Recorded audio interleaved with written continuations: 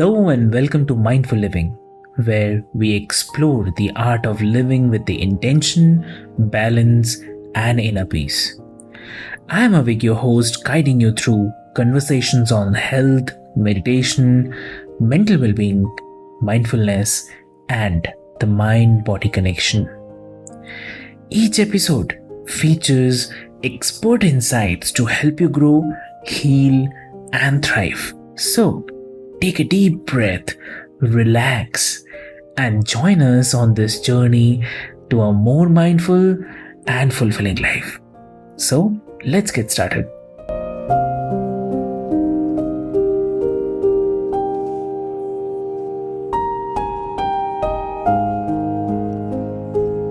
Hello and welcome back, listeners, to another interesting conversation on the Mindful Living podcast with your host, Sana. Today, we are diving into the world of hypnosis. Not the stage kind, but the transformative tool that can help manage anxiety, overcome trauma, and unlock personal resilience. Our guest, Deane Benninghoven, is a certified hypnotist and the founder of Summit Hypnosis. And he is no stranger to challenges, listeners. After a car accident left him with chronic pain and the frustration of unrelenting treatments, he discovered hypnosis as his saving grace. And it didn't just manage his pain, listeners, it gave him his life back. And now Dean is passionate about helping others break free from anxiety and negative beliefs to live a more connected and fulfilling life. So sit back, get curious, and let's explore the countless possibilities hypnosis might hold for all of you. So, Dean, welcome to the show, and it is an absolute honor to have you with us today. Well, thank you very much, Son. I'm very happy to be here. Great. So, Dean, can you tell us a bit about how hypnosis works in the brain, especially when it comes to managing anxiety and creating a positive change?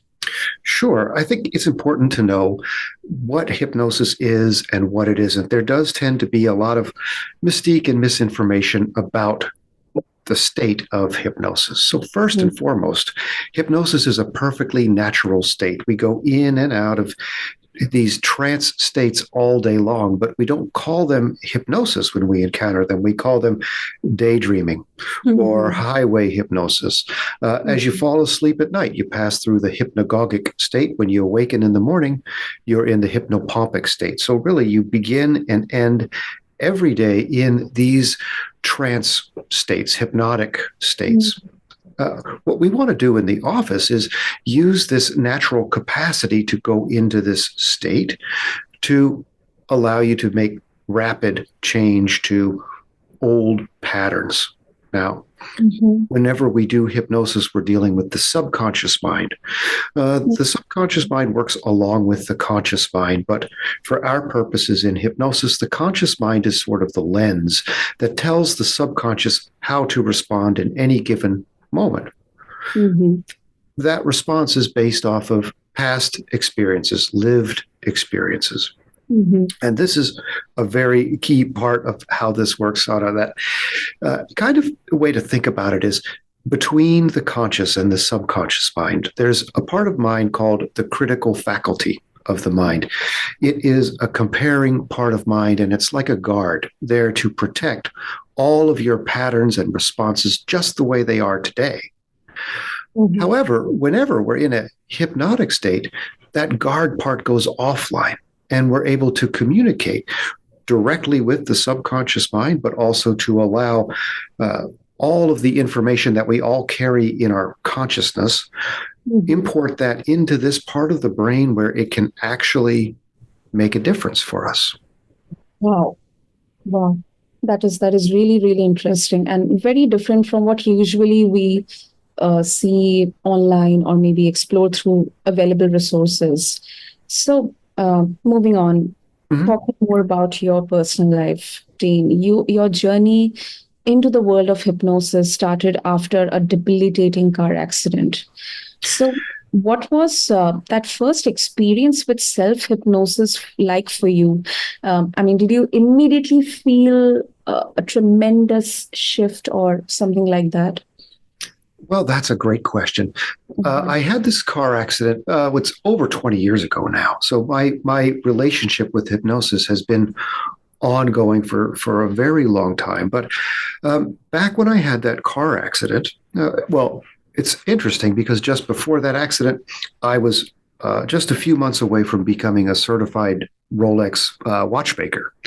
Wow. And then this accident happened and everything was gone like that. Just Oh. my life as I had planned it was Mhm. over.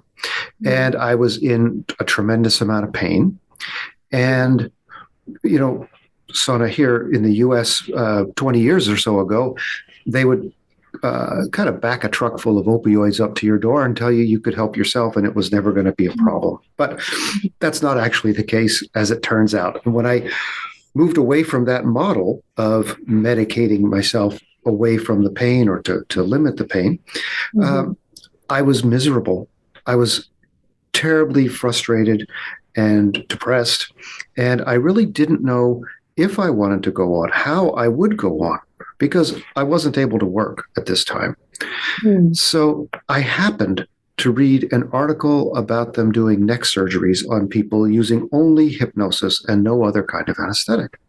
And I Mhm. thought, aha, if they could do that, then perhaps I can find a way to help myself or to work with a hypnotist. Now, where I am, when I reached out to hypnotists, I found personally, in my experience, that there was a reluctance to just teach me how to do self hypnosis because the fact of the matter is, all hypnosis is self hypnosis.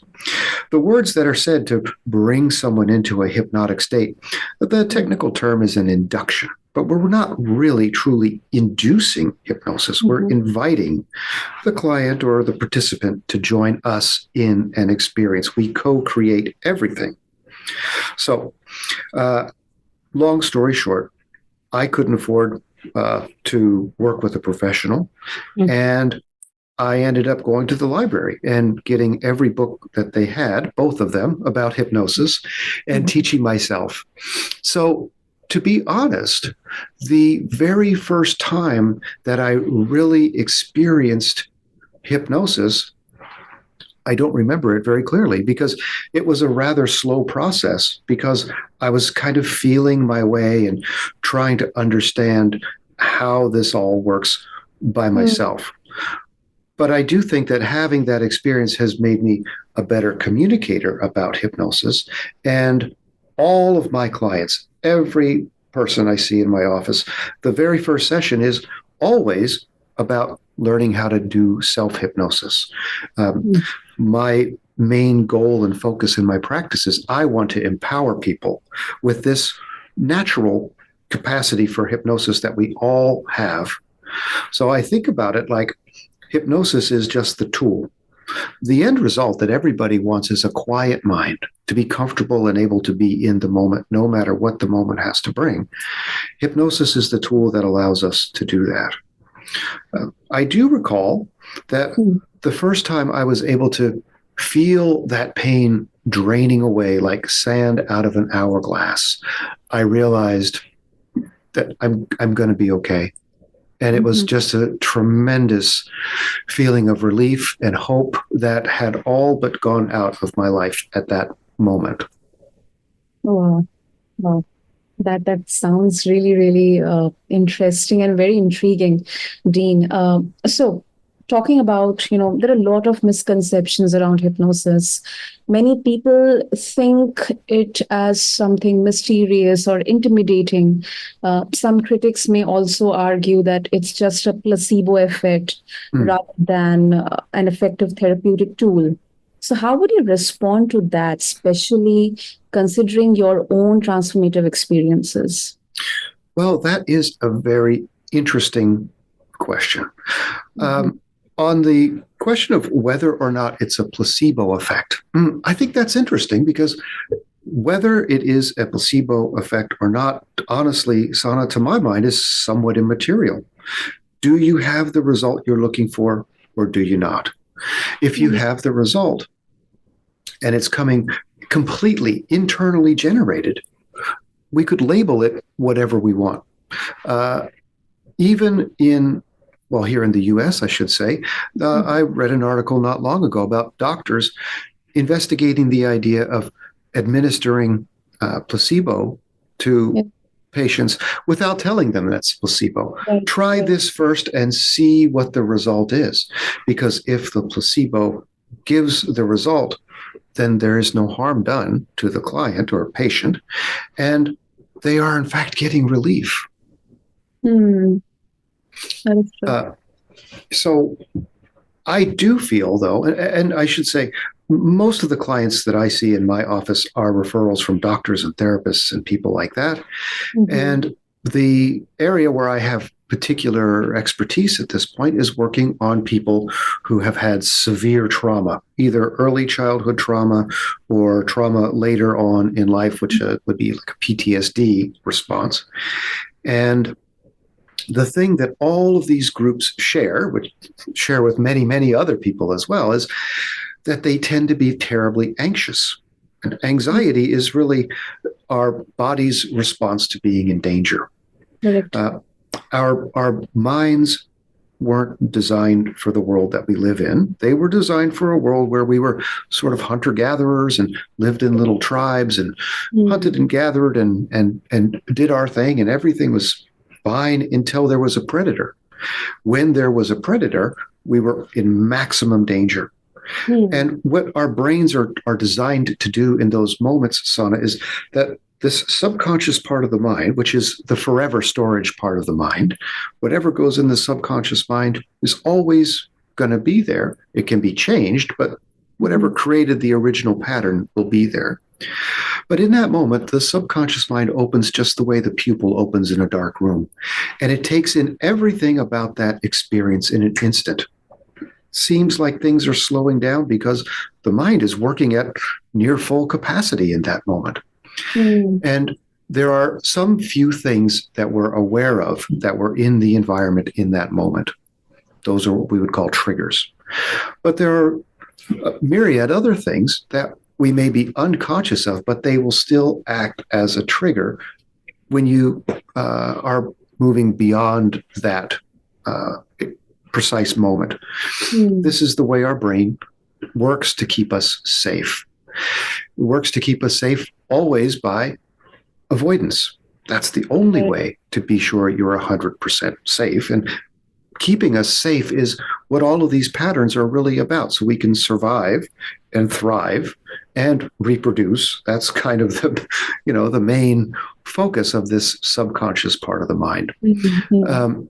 And so whenever we brush up against these triggers, whether we're aware of them or not, we experience an anxious response.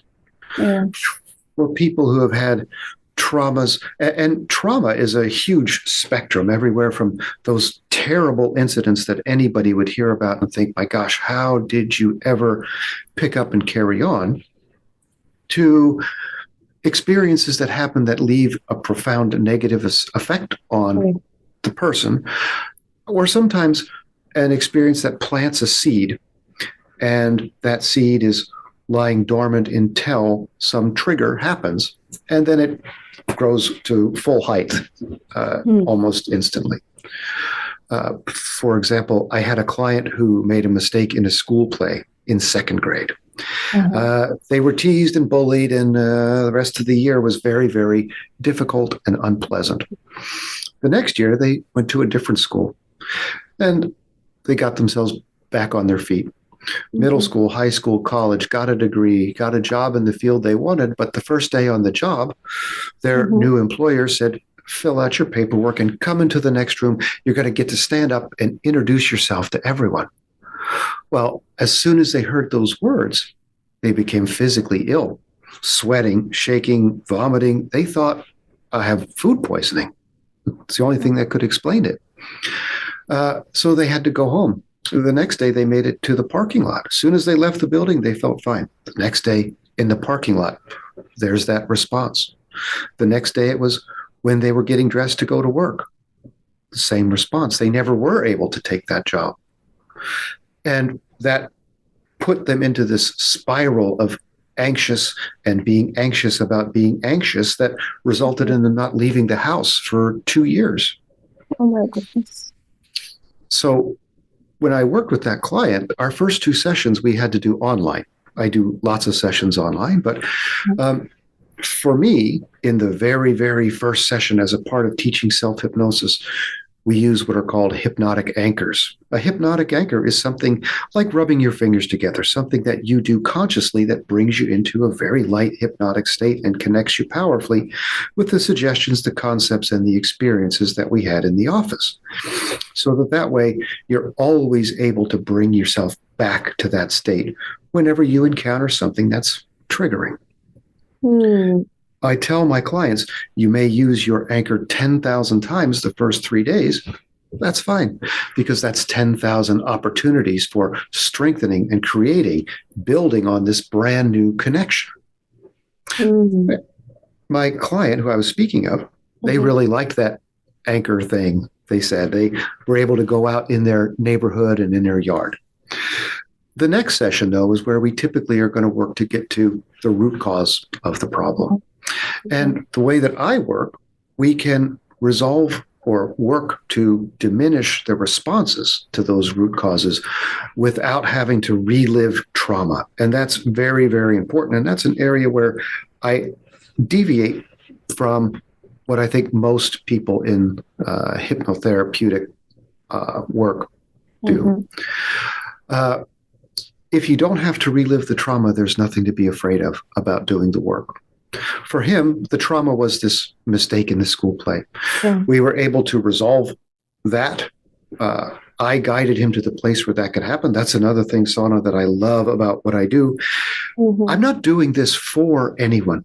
I merely guide them to the places where they can have the insights, where they can find the words to resolve these things for themselves. Anyone who's had trauma has had those still, quiet moments when they wish. I wish someone had said this to me. I wish someone had been that for me. I wish, if only. But a lot has changed in that intervening time. And the truth is, through the journey of life, you've become exactly the resource that you needed then. And so to be able to take this timeline of your life and allow you to see that you have changed, you have grown up, you have become a person who can take care of yourself.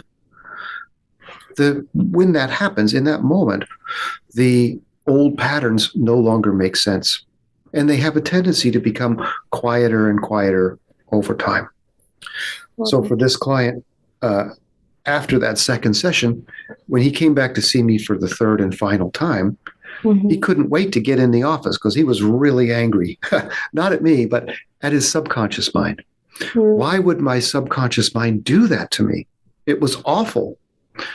Well, it was awful, but it kept you from doing something that you saw as a greater threat, getting up in front of that group. And I've seen subconscious mind make people terribly sick. Terribly sick. I had a client once who was on a feeding tube because she lost the ability to swallow. It was a psychosomatic paralysis of the smooth esophageal muscle. She weighed 88 pounds when we met. And now she's made a full recovery and she's happily living her life with her children. But it was that subconscious part of the mind that was keeping her sick. Wow. Those were some really, really, really effective, great examples you gave to show the effectiveness of hypnosis. I think, our listeners will get a great idea from the examples you get. So in your practice, Deane, you have developed unique approaches for addressing trauma without forcing clients to relive painful experiences, as you explained through your examples. So how exactly does this work, this gentle, trauma-informed hypnosis method? So when we have these moments where we acquire the response, the traumatic moment, I describe it as if some little part of us breaks off like a splinter. Now, if you've ever had a splinter that you couldn't get out, and remember, this is happening behind this guardian part of the mind. So that guardian part of the mind is to protect us from changing our own minds, but also from letting other people change our minds or our patterns. So all of this is happening in that subconscious mind, behind this wall, this guardian part that only lets information through, that agrees with what we already have come to believe. So when we have that moment of trauma, this little piece of us gets splintered off and stuck in that trauma response. But the thing about that trauma response, Sana, is that it is the person we were when we got the trauma. So if it's a childhood trauma, when we're triggered, we fall all the way back into our childlike selves. And that's what's so frustrating as an adult for things like anxiety is this is not who I am. I recognize that this is something that seems almost alien, right? But it's because where you picked up that response, you fall right back into that age, that mindset, that life experience. And we sometimes ruminate on things and fall into these patterns where it feels like we can't get out. And so what we do in the practice is, there's a feeling. It could be the feeling of anxious. It could be a feeling of sadness or fear or whatever it is. But that subconscious mind is also the emotional center of the mind. And so by we allow the symptom to guide. So the symptom is this feeling that I have in the moment. So that is a very, very accurate compass that can guide us from where we are today to the person we were when we picked up the trauma. So I think of that like rewinding our lives to find it, rather than starting before the trauma, reliving it, and discovering that it's there then. Does that make sense? Absolutely. Absolutely does. And so once we found this splinter, we gently remove that splinter, pull it out, and look at it under a microscope. And what you see is perhaps the child that you were in that moment. And so that is really the powerful healing moment, because what we want to do, three things in that moment. We want to, first of all, disentangle I am my trauma. And that happens because you're seeing who you were then as compared to who you are today.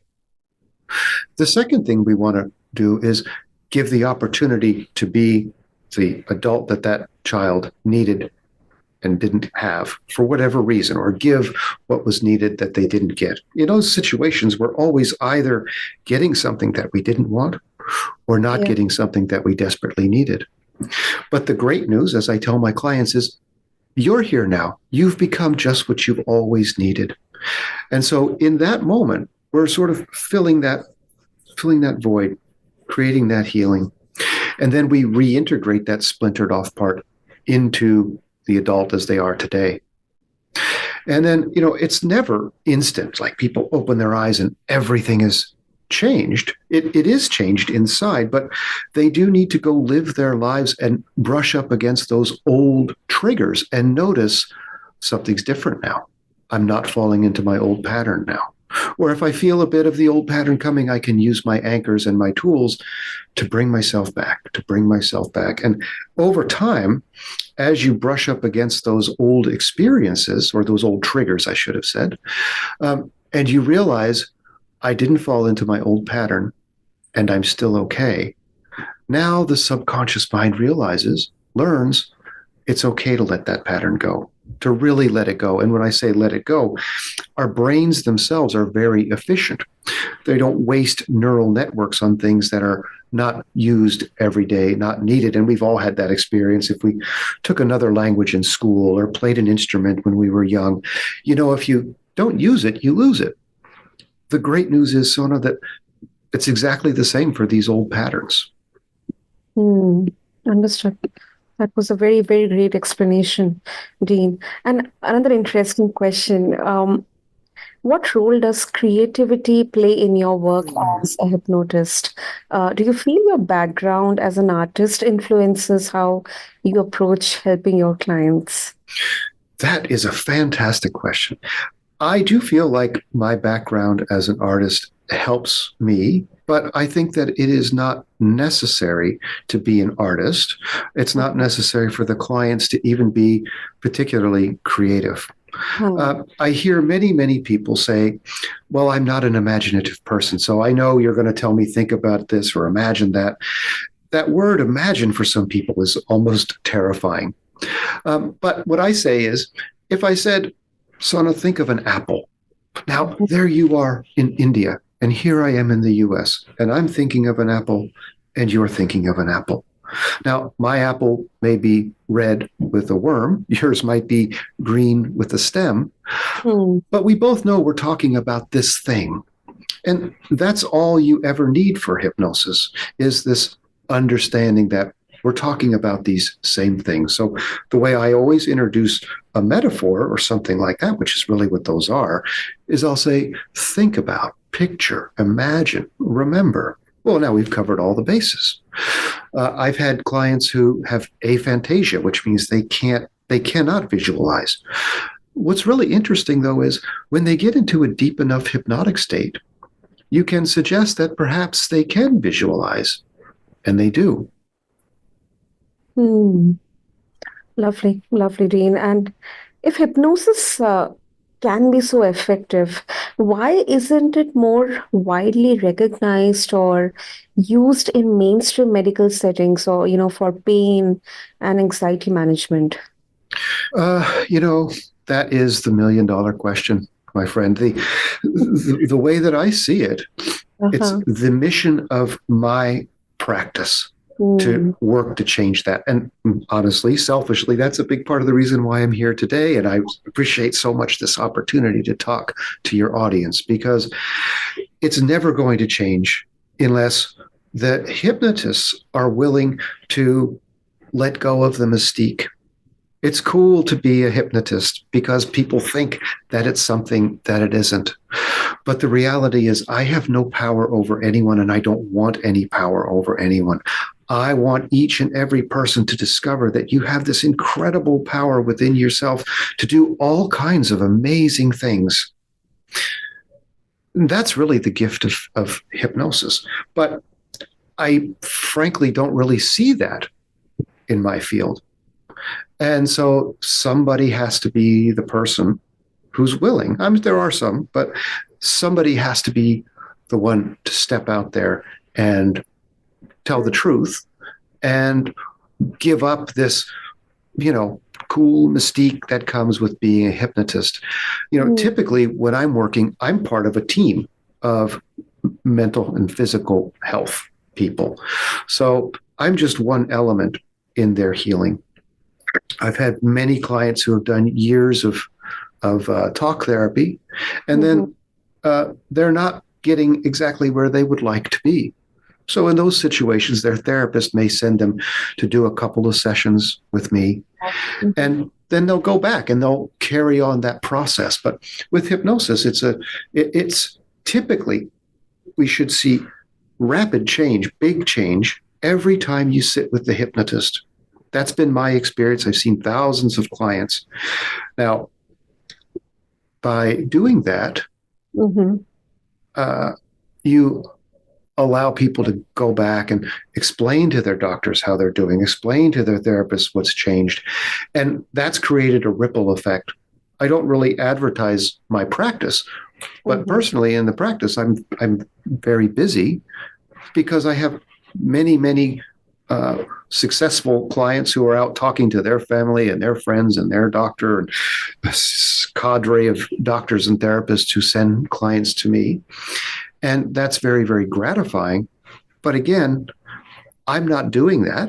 I'm just guiding people to the places where they can do it. For most people who've had anxiety for a long time or any period of time, really, one of the great frustrations with it is it does feel so disempowering. It feels like such a strong pull to feel so stuck. But all of that power, and I speak as someone who many years ago, I would get taken away in an ambulance having a panic attack, thinking that I was dying, people around me thinking I was dying, feeling like I was dying. And you get to the hospital and they say, well, no, you're just having a panic attack. But if you've ever had that experience, there's no just about it. It's as if you're on the back of a horse that's running, galloping full speed towards a forest full of low hanging branches. And you just hope that sometime it's going to stop. Well, all of that power that you feel, all of that strength of that moment is the power of your own mind, unbridled, unharnessed in any way. The process of hypnosis, as I see it, is teaching each person by giving them the tools that they can manage that immense power, use that immense power, and direct it towards really changing their life. Great, Dean. That was such an eye-opening and very informative conversation about hypnosis as a great tool to navigate and cope up, heal anxiety. So, if our listeners they want to explore more about your coaching approaches and your resources, or maybe connect with you, how they can do that? Well, they can always find me through the website, which is Summit, Summit, Hypnosis, Hypnosis,